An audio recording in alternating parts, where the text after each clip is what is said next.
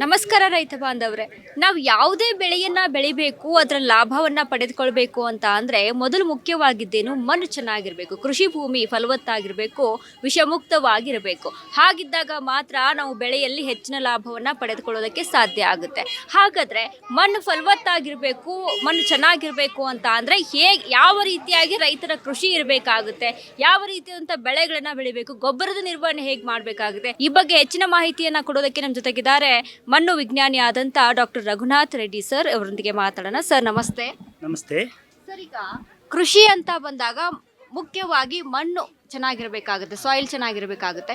So ಈಗ ಇಲ್ಲಿ ಇರುವಂಥ ಪ್ರಾಡಕ್ಟ್ಗಳನ್ನ ನಾವು ಆರ್ಗ್ಯಾನಿಕ್ ಆಗಿ ನೋಡ್ತಾ ಇದ್ದೀವಿ. ಸೊ ಇಲ್ಲಿ ಯಾವ ರೀತಿಯಾಗಿ ಸಾಯಿಲ್ ಚೆನ್ನಾಗಿರಬೇಕು ಅಂತಂದರೆ ಅಲ್ಲಿ ರೈತರು ಯಾವ ರೀತಿ ಅಂತ ಕೃಷಿ ಮಾಡಬೇಕು, ಹಿಂಗೆ ಮುಖ್ಯವಾಗಿ ಮಣ್ಣಿನ ಆರೋಗ್ಯ ಅಂತ ಬಂದಾಗ ಮಣ್ಣಿನ ಆರೋಗ್ಯವನ್ನು ಮೂರು ದೃಷ್ಟಿಯಿಂದ ನೋಡ್ಬೋದು. ಮಣ್ಣಿನ ಭೌತಿಕ ಲಕ್ಷಣಗಳು, ಮಣ್ಣಿನ ರಾಸಾಯನಿಕ ಲಕ್ಷಣಗಳು, ಮಣ್ಣಿನ ಜೈವಿಕ ಲಕ್ಷಣಗಳು ಅಂತ. ಮಣ್ಣಿನ ಭೌತಿಕ ಲಕ್ಷಣಗಳು ಅಂದರೆ ಮಣ್ಣು ನಾವು ನಡೀತಾ ಇದ್ದರೆ ಮೆತ್ತಗಿರಬೇಕು, ನೀರು ಹಾಯಿಸಿದ್ರೆ ನೀರು ಹಿಡ್ಕೋಬೇಕು, ಜಾಸ್ತಿ ದಿವಸ ಅಂದರೆ ಜಾಸ್ತಿ ಕಾಲಾವಧಿ ನೀರು ತಂಪಾಗಿರಬೇಕು, ಹಿಡ್ಕೋಬೇಕು, ಆಯಿತಾ. ಅದರ ಒಂದು ಸಾಂದ್ರತೆ, ಆಯಿತಾ, ಕೊಟ್ಟಿಗೆ ಗೊಬ್ಬರ ಯಾವ ಮಣ್ಣಲ್ಲಿರುತ್ತೋ ಆ ಸಾಂದ್ರತೆ ನಮಗೆ ತೂಕ ಕಡಿಮೆ ಇರುತ್ತೆ, ವಾಲ್ಯೂಮ್ ಜಾಸ್ತಿ ಇರುತ್ತೆ, ತೂಕ ಕಡಿಮೆ ಇರುತ್ತೆ. ಸೊ ಈ ಎಲ್ಲ ಲಕ್ಷಣಗಳು ನಾವು ಭೌತಿಕ ಲಕ್ಷಣಗಳು ಅಂತ ಹೇಳ್ಬೋದು. ರಾಸಾಯನಿಕ ಲಕ್ಷಣಗಳು ಅಂತ ಬಂದಾಗ ಗಿಡಕ್ಕೆ ಬೇಕಾಗಿರುವಂಥ ಒಂದು 17 ಪೋಷಕಾಂಶಗಳು ನಾವು ಎಸೆನ್ಷಿಯಲ್ ಅಂತ ಹೇಳ್ತೀವಿ. ಅತಿ ಅವಶ್ಯಕ ಬೇಕಾಗಿರುವಂತಂದರೆ ಎಸೆನ್ಷಿಯಲ್ ನ್ಯೂಟ್ರಿಯೆಂಟ್ಸ್, ಪೋಷಕಾಂಶಗಳು ಅಂತ. ಅದರಲ್ಲಿ ಮುಖ್ಯವಾಗಿ 3 ಸಾರಜನಕ, ರಂಜಕ ಮತ್ತು ಪೊಟ್ಯಾಷಿಯಂ ನಾವು ಪ್ರಥಮ ಪೋಷಕಾಂಶಗಳು ಅಂತ ಹೇಳ್ತೀವಿ. ಸುಣ್ಣ ಮತ್ತು ಗಂಧಕ ಮತ್ತು ಮೆಗ್ನೀಷಿಯಮ್ಮು ನಾವು ದ್ವಿತೀಯ ಪೋಷಕಾಂಶಗಳು ಅಂತ ಹೇಳ್ತೀವಿ.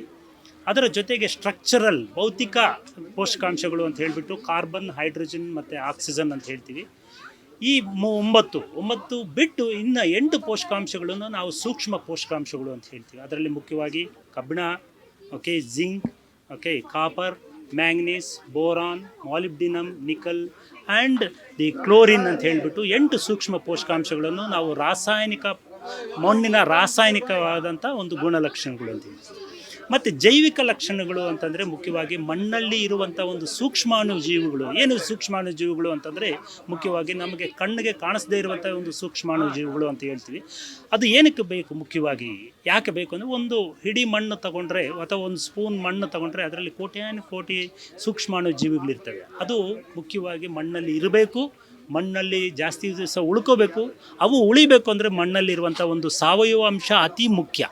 ಆ ಸೂಕ್ಷ್ಮಾಣುಜೀವಿಗಳು ಉಳಿಬೇಕು ಅಂದರೆ ನಾವು ಮಣ್ಣಿಗೆ ಸಾಕಷ್ಟು ಸಾವಯವ ಅಂಶ ಕೊಡೋದ್ರಿಂದ ನಾವು ಆ ಮಣ್ಣಿಗೆ ಜೀವ ಇರುತ್ತೆ, ಅದರಲ್ಲಿ ಇರುವಂಥ ಸೂಕ್ಷ್ಮಾಣುಜೀವಿಗಳು ಬದುಕು ಉಳಿಲಿಕ್ಕೆ ನಾವು ಸಾವಯವ ಅಂಶ. ಈ ಯಾವ ಮಣ್ಣಿನಲ್ಲಿ ಈ 3 ಗುಣಲಕ್ಷಣಗಳು ಇರ್ತಾವೋ ಅಂದರೆ ಮಣ್ಣಿನ ಭೌತಿಕ ಲಕ್ಷಣ, ರಾಸಾಯನಿಕ ಲಕ್ಷಣ ಮತ್ತು ಜೈವಿಕ ಲಕ್ಷಣ ಯಾವ ಮಣ್ಣಲ್ಲಿ ಸರಿಯಾಗಿರುತ್ತೋ ಅಂಥ ಒಂದು ಗುಣಮಟ್ಟ ಚೆನ್ನಾಗಿದೆ ಅಂತ ಹೇಳ್ಬೋದು.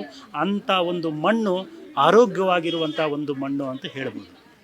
ಸರ್, ಇತ್ತೀಚಿನ ದಿನಗಳಲ್ಲಿ ಏನಾಗ್ಬಿಟ್ಟಿದೆ, ಈ ರಾಸಾಯನಿಕ ಗೊಬ್ಬರಗಳನ್ನ ಬಳಸಿ ಮಣ್ಣನ್ನ ಕಂಪ್ಲೀಟ್ ಆಗಿ ಹಾಳು ಮಾಡ್ಕೊಂಡು ಬಿಡ್ತಾ ಇದ್ದಾರೆ ರೈತರು. ಸೊ ಆಪ್ಷನ್ಸ್ ಇಲ್ವೇನಪ್ಪ ರೈತರಿಗೆ ಅನ್ನುವಂಥ ರೀತಿಯಲ್ಲಾಗಿದೆ. ಸೊ ರೈತರಿಗೆ ಇರುವಂಥ ಆಪ್ಷನ್ ಏನು ಸರ್, ಯಾವ ರೀತಿಯಾಗಿ ಮಾಡ್ಕೋಬೋದು? ಪೋಷಕಾಂಶಗಳು ಅತಿಯಾಗಿ ಉಪಯೋಗಿಸಿದ್ರೆ ಮಾತ್ರ ಹಾನಿ. ಆದರೆ ನಾವು ರೋಗ ಮತ್ತು ಕೀಟ ಅದರ ಒಂದು ರಕ್ಷಣೆ ಪಡಿಬೇಕು ಅಂತ ರಾಸಾಯನಿಕ ಏನು ಬಳಸ್ತೀವೋ ಅದು ಮನುಷ್ಯನಿಗೆ ಹಾನಿ. ಅದು ಕೂಡ ಮಿತವಾಗಿ ಬಳಸಿದ್ರೆ ಖಂಡಿತ ಹಾನಿ ಇಲ್ಲ.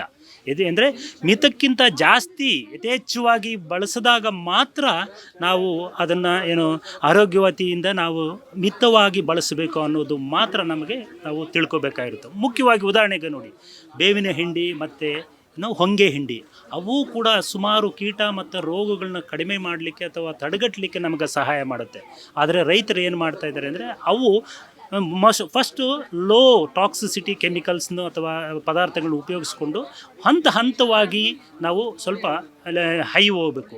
ಒಂದೇ ಸತಿ ಹೈ ಹೋದಾಗ ಏನಾಗುತ್ತೆ ಅಂದರೆ ಕೀಟಗಳು ಅದಕ್ಕೆ ರೋಗ ನಿರೋಧಕ ಶಕ್ತಿ ಬೆಳೆಸ್ಕೊಂಡು ಅದು ಇನ್ನೂ ನಾವು ಸಿಂಪರಣೆ ಮಾಡಿದ್ರೂ ಕೂಡ ಅವು ಸಾಯೋದಿಲ್ಲ ಅಂತ ಒಂದು ವಾತಾವರಣ ಸೃಷ್ಟಿ ಮಾಡ್ತಾಯಿದ್ವು. ಇದು ನಾವು ಮಾಡಿಕೊಂಡಿರುವಂಥ ಒಂದು, ಯಾವಾಗಲೂ ನಾವು ಟಾಕ್ಸಿಸಿಟಿ ಕಡಿಮೆ ಇರುವಂಥ ಒಂದು ಪದಾರ್ಥಗಳಿಂದ ಹಂತವಾಗಿ ಮತ್ತು ಯಾವುದೇ ಒಂದು ಕೀಟ ಅಥವಾ ರಾಸಾಯನಿಕ ಪದಾರ್ಥ ಬಳಸುವಾಗ ಅದನ್ನು ಅಂದರೆ 2ನೇ ಸತಿ ಬಳಸುವ ಅಥವಾ 3ನೇ ಸತಿ ಬಳಸಬಾರ್ದು, ಅದನ್ನು ರಿಪೀಟ್ ಮಾಡಬಾರ್ದು ಅಂತ ಕೂಡ ಹೇಳ್ತೀನಿ. ಅದು ಮುಖ್ಯವಾಗಿ ಗಮನದಲ್ಲಿ ಇಟ್ಕೋಬೇಕಾಗುತ್ತೆ. ಸೊ ಪೋಷಕಾಂಶಗಳು ಮಿತವಾಗಿ ಬಳಸಿದಾಗ ಖಂಡಿತ ಏನು ಹಾನಿ ಇಲ್ಲ. ರಾಸಾಯನಿಕಗಳು ಅಂದರೆ ರೋಗ ಮತ್ತು ಕೀಟ ಬಾಧೆಯನ್ನು ನಾವು ತಡೆಗಟ್ಟಲಿಕ್ಕೆ ET ಲೆವೆಲ್ ಅಂತ ಹೇಳ್ತೀವಿ, ಥ್ರೆಶೋಲ್ಡ್ ಲೆವೆಲ್ ಅಂತ ಹೇಳ್ತೀವಿ. ಸೊ ಎಷ್ಟು ಶಿಫಾರಸು ಮಾಡಿರ್ತಾರೋ ಅಷ್ಟು ಮಾತ್ರ ಬಳಸೋದಲ್ಲಿ ಖಂಡಿತ ಹಾನಿ ಇಲ್ಲ ಅಂತ ಕೂಡ ನಾನು ಹೇಳಲಿಕ್ಕೆ ಸಿದ್ಧಪಡ್ತೀನಿ. ಸರ್, ಈಗ ನಾವು ಇಲ್ಲಿ ವೆರೈಟಿ ಆಫ್ ಒಂದು ಗೊಬ್ಬರ ಆಗಿರ್ಬೋದು ಇದನ್ನೆಲ್ಲ ನೋಡ್ತಾ ಇದ್ದೀವಿ. ಇಲ್ಲಿ ಮತ್ತೆ ಸೀಡ್ಸು ಇದೆ ಸರ್, ಡಯಂಚಾ, ಈ ಗೊಬ್ಬರದ ಗಿಡಗಳು ಅಂತ ಹೇಳ್ತೀವಿ, ಆ ಸೀಡ್ಸ್ ಕೂಡ ಇದೆ. ಸೊ ಇದರಿಂದ ನ್ಯಾಚುರಲ್ ಆಗಿ ನಾವು ಗೊಬ್ಬರ ಕೊಡ್ಬೋದಲ್ವಾ ಅಂತ. ಹೌದು. ಸೊ ಮಣ್ಣಿನ ಫಲವತ್ತತೆ ಏನು ಈ ಎಲ್ಲ ಪದಾರ್ಥಗಳು ನಾವು ಏನು ಇಟ್ಟಿದ್ದೀವೋ ಇವೆಲ್ಲ ಮಣ್ಣಿನ ಫಲವತ್ತತೆ ಹೆಚ್ಚಿಸಲಿಕ್ಕೆ ನಾವು ಉಪಯೋಗಿಸುವಂಥ ಒಂದು ಪದಾರ್ಥಗಳು. ಮಣ್ಣಿನ ಫಲವತ್ತತೆ ಅಂದರೆ ಮುಖ್ಯವಾಗಿ ಅದರಲ್ಲಿ ಸುಮಾರು ಘಟಕಗಳು ಬರ್ತವೆ. ಮೊದಲನೇದಾಗಿ ಸಾವಯವ ಪದಾರ್ಥಗಳು. ಸಾವಯವ ಪದಾರ್ಥಗಳಲ್ಲಿ ಮುಖ್ಯವಾಗಿ ಕೊಟ್ಟಿಗೆ ಗೊಬ್ಬರ, ಎರೆಹುಳ ಗೊಬ್ಬರ, ಸಿಟಿ ಕಾಂಪೋಸ್ಟು, ಅದರ ಜೊತೆಗೆ ಹಿಂಡಿಗಳು ಅಂತ ಹೇಳ್ತೀವಿ. ಏನು ಹಿಂಡಿಗಳಲ್ಲಿ 2 ಥರ ಇದೆ. ಏನು ಎಡಿಬಲ್ ಆ್ಯಂಡ್ ನಾನ್ ಎಡಿಬಲ್. ನಾವು ತಿನ್ನುವಂಥ ಪದಾರ್ಥಗಳಿಂದ ಎಣ್ಣೆ ತೆಗೆದಾದ್ಮೇಲೆ ಉಳಿದಂಥ ಪದಾರ್ಥಗಳನ್ನ ನಾವು ಎಡಿಬಲ್ ಅಂತ ಹೇಳ್ತೀವಿ. ನಾವು ತಿಂದೇ ಇರೋ ಅದು ಆ ಜಾತಿಗೆ ಸೇರಿದಂಥದ್ದು ಕಳ್ಳೆ ಹಿಂಡಿ ಆಗ್ಬೋದು, ಸನ್ಫ್ಲವರ್ ಹಿಂಡಿ ಆಗ್ಬೋದು, ಈ ಥರದ ಒಂದು ಪದಾರ್ಥಗಳನ್ನ ನಾವು ತಿನ್ನುವಂಥದ್ದು ಎಡಿಬಲ್ ಕೇಕ್ಸ್ ಅಂತ, ಆಯಿಲ್ ಕೇಕ್ಸ್ ಅಂತ ಹೇಳ್ತೀವಿ. ನಾನ್ ಎಡಿಬಲ್ ಈಗ ಕಾಟನ್ ಆಗಲಿ, ಆಯಿತಾ, ಹೊಂಗೆ ಹಿಂಡಿ ಆಗಲಿ, ಬೇವಿನ ಹಿಂಡಿ ಆಗಲಿ, ಈ ಥರದ್ದನ್ನು ನಾನ್ ಎಡಿಬಲ್ ಅಂತ ಹೇಳ್ತೀವಿ. ಸೊ ಇವೆಲ್ಲ ಎಣ್ಣೆ ತೆಗೆದಾದ ಮೇಲೆ ಉಳಿದಂಥ ಪದಾರ್ಥಗಳು ಕೂಡ ನಾವು ಏನು ಮಣ್ಣಿನ ಫಲವತ್ತತೆಯಲ್ಲಿ ಫಲವತ್ತತೆಯನ್ನು ಹೆಚ್ಚಿಸಲಿಕ್ಕೆ ಉಪಯೋಗಿಸುವಂಥ ಒಂದು ಪದಾರ್ಥಗಳು. ಅದೇ ಥರ ಮತ್ತು ಏನು ಬೆಳೆ ಪರಿವರ್ತನೆ ಅದರಲ್ಲೂ ಕೂಡ ಒಂದು ಅಂಶ. ಅದರ ಜೊತೆಗೆ ಹಸಿರೆಲೆ ಗೊಬ್ಬರ ಅಥವಾ ಹಸಿರೆಲೆ ಗೊಬ್ಬರಗಳು ಅಂತ ಹೇಳ್ತೀವಿ. ಏನು ಇಲ್ಲಿ ಕಾಣಿಸ್ತಾ ಇರುವಂಥ ಈ ಒಂದು ಪದಾರ್ಥಗಳು, ಈ ಒಂದು ಆಯಿತಾ, ಸೆಣಬು ಆಗ್ಬೋದು, ಡಯಾಂಚ ಆಗ್ಬೋದು, ಅಗಸೆ ಆಗಬಹುದು, ಈ ಎಲ್ಲನೂ ಜಮೀನು ಖಾಲಿ ಇರುವಂಥ ಒಂದು ಸಮಯದಲ್ಲಿ ಆ ಬೀಜವನ್ನು ಹಾಕಿ ಅಥವಾ ಅಲ್ಲಲ್ಲಿ ನಮಗೆ ಹೂವು ಬರುವ ಹಂತಕ್ಕೆ, ಅಂದರೆ ಒಂದು ನಾವು ಹಾಕಿರುವಂಥ ಒಂದು ಬೀಜದಲ್ಲಿ ಸ್ವಲ್ಪ ಒಂದು 30-35 ದಿವಸ ಬೆಳೆದಾದಮೇಲೆ ಎಲ್ಲಿ 1-2 ಕಡೆ ಹೂವು ಕಾಣುತ್ತೋ ಅಂಥ ಟೈಮಲ್ಲಿ ನಾವು ಅಲ್ಲೇ ಫಲವತ್ತತೆ ಅಂದರೆ ನಾವು ಕಲ್ಟಿವೇಟ್ ಮಾಡಿಬಿಟ್ಟು ಅಲ್ಲೇ ರೋಟೋವೇಟರ್ ಟ್ರಾಕ್ಟರ್ ಹಾಕಿ ಇನ್ಕಾರ್ಪೊರೇಟ್ ಮಾಡಿದಾಗ ಏನು ಸಾವಯವ ಗೊಬ್ಬರ ಕೊರತೆ ಇರುವಂಥ ಒಂದು ಜಾಗಗಳಲ್ಲಿ ನಾವು ಫಲವತ್ತೆಯನ್ನು ಈ ಥರ ಕೂಡ ಹೆಚ್ಚಿಸಲಿಕ್ಕೆ ಒಂದು ಸಹಾಯ ಆಗುತ್ತೆ. ಅದರ ಜೊತೆಗೆ ನಾವು ಉಪಯೋಗಿಸುವಂಥ ಬಯೋ ಫರ್ಟಿಲೈಸರ್ಸ್ ಅಂತ ಹೇಳ್ಬೋದು. ಬಯೋ ಫರ್ಟಿಲೈಸರ್ಸಲ್ಲಿ ಮುಖ್ಯವಾಗಿ ಸಾರಜನಕ ಸ್ಥಿರೀಕರಿಸುವಂಥ ಒಂದು ಗೊಬ್ಬರಗಳಿದೆ, ರಂಜಕ ಕರಗಿಸುವಂಥ ಒಂದು ಗೊಬ್ಬರಗಳಿದೆ, ಪೊಟ್ಯಾಶ್ ಸಾಲ್ಯುಬಲೈಸರ್ಸ್ ಅಂತ ಒಂದು ಇದೆ.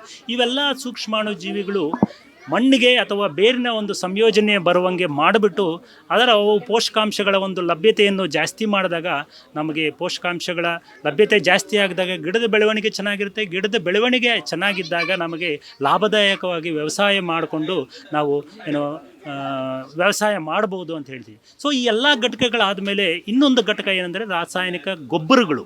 ಅದರಲ್ಲಿ ಮುಖ್ಯವಾಗಿ ಸಾರಜನಕ ಗೊಬ್ಬರಗಳಾಗ್ಬೋದು, ರಂಜಕ ಗೊಬ್ಬರಗಳಾಗ್ಬೋದು, ಪೊಟ್ಯಾಶ್ ಗೊಬ್ಬರಗಳಾಗ್ಬೋದು.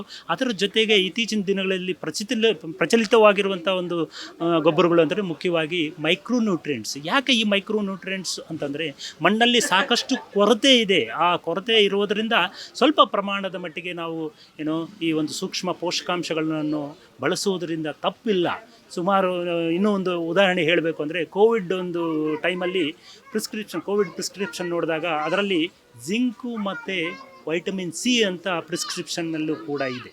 ಆಯಿತಾ, ಅದು ಮುಖ್ಯವಾಗಿ ಏನಂದರೆ ನಮ್ಮ ಇಡೀ ಪ್ರಪಂಚದಲ್ಲಾಗಲಿ ಅಥವಾ ಇಡೀ ಭಾರತದಲ್ಲಾಗಲಿ 45-50% ಮಣ್ಣುಗಳಲ್ಲಿ ಈ ಜಿಂಕ್ ಕೊರತೆ ಇದೆ. ಯಾವಾಗ ಜಿಂಕು ಮಣ್ಣಲ್ಲಿ ಕೊರತೆ ಇರುತ್ತೋ ನಾವು ಬೆಳೆಯುವಂಥ ಒಂದು ಆಹಾರದಲ್ಲೂ ಆ ಒಂದು ಪ್ರಮಾಣ ಕಡಿಮೆ ಇರುತ್ತೆ. ಅದರ ಒಂದು ಲಭ್ಯತೆ ದೇಹಕ್ಕೆ ಕಡಿಮೆಯಾಗಿ ಅದು ರೋಗ ನಿರೋಧಕ ಶಕ್ತಿ ಹೆಚ್ಚಿಸುವಲ್ಲಿ ಈ ಒಂದು ಸೂಕ್ಷ್ಮ ಪೋಷಕಾಂಶಗಳ ಅತಿ ಮುಖ್ಯ ಅಂತ ಕೂಡ ಹೇಳ್ಬೋದು. ಸೊ ಈ ಒಂದು ಎಲ್ಲ ಘಟಕಗಳನ್ನು ಸೇರಿಸ್ಕೊಳ್ಳೋಕ್ಕಾಗಲ್ಲ ಕೆಲವೊಂದು ಸಮಯದಲ್ಲಿ. ಆದರೆ ರೈತರಿಗೆ ಎಷ್ಟು ಘಟಕಗಳು ಸಾಧ್ಯನೋ ಅಷ್ಟು ಘಟಕಗಳ ಒಂದು ಸಂಯೋಜನೆಯಲ್ಲಿ ಮಣ್ಣಿನ ಫಲವತ್ತತೆಯನ್ನು ಹೆಚ್ಚಿಸಿಕೊಂಡು ಏನು ಲಾಭದಾಯಕವಾಗಿ ವ್ಯವಸಾಯ ಮಾಡಲಿಕ್ಕೆ ಕೂಡ ನೀವು ಸದುಪಯೋಗ ಪಡಿಸ್ಕೋಬೇಕು ಅಂತ ಹೇಳಲಿಕ್ಕೆ ಬಯಸ್ತೀನಿ. ಸರ್, ಇಲ್ಲಿ ಅದೇ ನಾವು ನೋಡಿದ್ವಿ, ಇಲ್ಲಿ ಡಯಂಚ ಇದೆ, ಸೆಣಬು ಇದೆ, ಮತ್ತೆ ಇದರಲ್ಲಿ ಈ ನೀಮ್ ಸೀಡ್ಸ್ ಇದೆ. ಸೊ ಇದೆಲ್ಲ ಅಂದ್ರೆ ಈ ನೀಮ್ ಸೀಡ್ಸು ರೈತರು ಬೆಳ್ಕೊಳ್ಳೋದಕ್ಕ ಹೇಗೆ? ಇದು ಏನಂದ್ರೆ ಆಯಿಲ್ ಒಂದು ತೆಗಿಬೋದು. ಅದಾದ್ಮೇಲೆ ಇದನ್ನು ಗಿಡಗಳಿಗೂ ಕೂಡ ಹಾಕ್ಬೋದು. ಗಿಡಗಳಿಗೆ ಏನಂದ್ರೆ ಗಿಡಗಳಿಗೆ ಹಾಕೋದ್ರಿಂದ ಏನಾಗುತ್ತೆ ಅಂದ್ರೆ ಮಣ್ಣಿನಿಂದ ಬರುವಂಥ ರೋಗ ಅಥವಾ ಕೀಟಗಳ ಈ ಒಂದು ಹೊಂಗೆ ಹಿಂಡಿ ಆಗಲಿ ಅಥವಾ ಬೇವಿನ ಹಿಂಡಿ ಆಗಲಿ ರೋಗ ನಿರೋಧಕ ಶಕ್ತಿ ಇರೋದರಿಂದ ಏನು ಮಣ್ಣಿನಿಂದ ಬರುವಂಥ ಸುಮಾರು ರೋಗ ಮತ್ತು ಕೀಟ ಬಾಧೆಯನ್ನು ತಪ್ಪಿಸೋದಕ್ಕೂ ಕೂಡ ಇದನ್ನು ಉಪಯೋಗಿಸ್ಬೋದು. ಅದರ ಜೊತೆಗೆ ಅದು ಕೂಡ ಸಾಕಷ್ಟು ಪೋಷಕಾಂಶವನ್ನು ಹೊಂದಿರುತ್ತೆ. ಅದು ಕೂಡ ಗಿಡಕ್ಕೆ ಲಭ್ಯ ಆಗುತ್ತೆ. Thank you so much sir, ನಮ್ಮ ಜೊತೆ ಮಾತನಾಡಿ ಹೆಚ್ಚಿನ ಇನ್ಫಾರ್ಮೇಷನ್ ಥ್ಯಾಂಕ್ ಯು ವಂದನೆಗಳು. ನೋಡಿದ್ರಲ್ಲ ವೀಕ್ಷಕರೇ, ಈಗ ಸೆಣಬನ್ನು ಬೆಳಿಬೇಕು ಅಥವಾ ಡಯಂಚನ್ನ ನಾವು ಏನು ಬೆಳಿಬೇಕು ಅಂತ ಅಂದಾಗ ಹೆಚ್ಚಾಗಿ ರೈತರು ಕೇಳುವಂಥ ಪ್ರಶ್ನೆ ಏನಂದರೆ, ಇದ್ರ ಸೀಡ್ಸ್ ಎಲ್ಲಿ ಸಿಗ್ತವೆ, ಈ ಬೀಜಗಳನ್ನು ಎಲ್ಲಿ ತೆಗೆದುಕೊಳ್ಬೇಕು ಅನ್ನುವಂಥ ಜಾಸ್ತಿ ಗೊಂದಲದಲ್ಲಿರ್ತಾರೆ. ಕೃಷಿ ಇಲಾಖೆಯನ್ನು ಸಂಪರ್ಕ ಮಾಡಿದ್ರೆ ನಿಜಕ್ಕೂ ಕೂಡ ನಿಮಗೆ ಈ ಒಂದು ಸೀಡ್ಸ್ಗಳನ್ನು ಪಡೆದುಕೊಳ್ಬೋದು. ಯಾವುದೇ ರೀತಿಯಾದಂಥ ಕನ್ಫ್ಯೂಷನ್ಸ್ಗಳು ಬೇಡ, ಗೊಂದಲಗಳು ಬೇಡ. ಕೃಷಿ ಇಲಾಖೆಯನ್ನು ಭೇಟಿ ಕೊಟ್ಟು ನೀವು ಕೃಷಿ ಬೆಳೆಗಳ ಬಗ್ಗೆ ಅಲ್ಲಿ ಹೆಚ್ಚಾಗಿ ಮಾಹಿತಿಯನ್ನು ಪಡೆದುಕೊಳ್ಳಿ. ಈ ಸೀಡ್ಸ್ಗಳು ಅಂತ ಬಂದಾಗ ನೀವು ಅಲ್ಲಿ ವಿಸಿಟನ್ನು ಕೊಟ್ಟು ಅವುಗಳನ್ನ ಪಡೆದುಕೊಳ್ಬೋದು. Thank you.